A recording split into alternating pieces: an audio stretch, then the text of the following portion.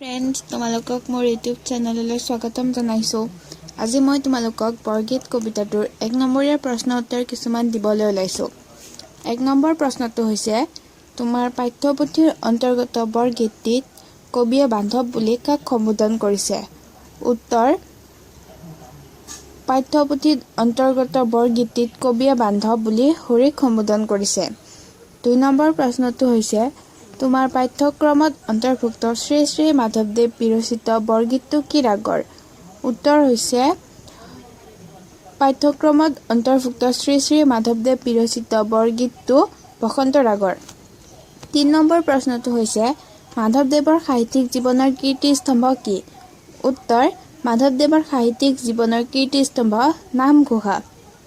4 number প্ৰশ্নটো হৈছে, সনক সনন্দ যোগী যাহাকো ধ্যায় সনক সনন্দ আদি যোগীসকলে কাক ধ্যান কৰে বুলি কৈছে? উত্তৰ: সনক সনন্দ আদি যোগীসকলে হৰিক ধ্যান কৰে বুলি কৈছে। 5 নম্বৰ প্ৰশ্নটো হৈছে, আমাৰ পাঠ্যপুথিৰ অন্তৰ্গত বৰগীতটি কোনে ৰচনা কৰা? উত্তৰ: আমাৰ পাঠ্যপুথিৰ অন্তৰ্গত বৰগীতটি শ্ৰী শ্ৰী মাধৱদেৱে ৰচনা কৰা। 6 নম্বৰ প্ৰশ্নটো হৈছে, মৌপাশ মানে কি? উত্তৰ: মৌপাশ মানে মায়াৰ বন্ধন।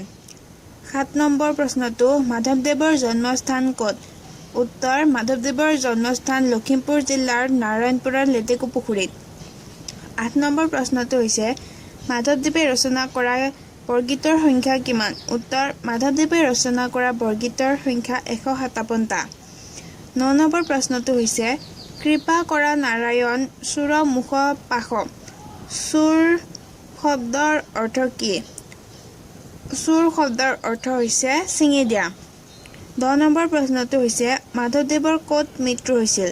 উত্তৰ: মাধৱদেৱৰ কোচবিহাৰৰ ভেলাসত্ৰত মৃত্যু হৈছিল। 11 নম্বৰ প্ৰশ্নটো হৈছে, মাধৱদেৱ বিৰচিত কাব্যখনৰ নাম কি?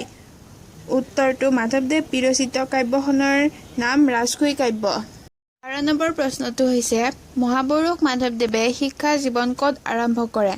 উত্তৰ: মহাপুৰুষ মাধৱদেৱে তেখেতৰ শিক্ষা জীৱনৰ আৰম্ভণি পাণ্ডুকাত ৰাজেন্দ্ৰ অধ্যাপকৰ তলত কৰিছিল।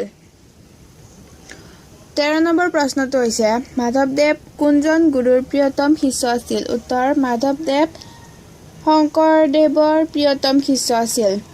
14 নম্বৰ প্ৰশ্নটো হৈছে, মাধৱদেৱে ক'ত সত্ৰ স্থাপন কৰিছিল? উত্তৰটো: মাধৱদেৱে বৰপেটাত সত্ৰ স্থাপন কৰিছিল।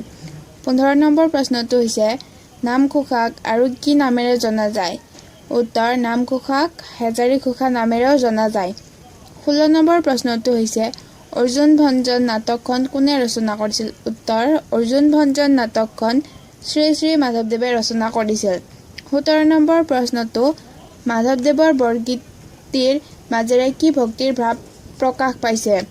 উত্তৰ: মাধৱদেৱৰ বৰগীতটিৰ মাজেৰে দাস্য ভক্তিৰ ভাৱ প্ৰকাশ পাইছে। 18 নম্বৰ প্ৰশ্ন, কবি কিহত আতুৰ হোৱা বুলি কৈছে? উত্তৰ: কবি বিষয় বাসনাত আতুৰ হোৱা বুলি কৈছে। 19 নম্বৰ প্ৰশ্নটো, বৰগীতটিত কবিয়ে কাৰ চৰণত শৰণ ল'ব বিচাৰিছে? উত্তৰ: বৰগীতটিত কবিয়ে হৰিৰ চৰণত শৰণ ল'ব বিচাৰিছে। ধন্যবাদ।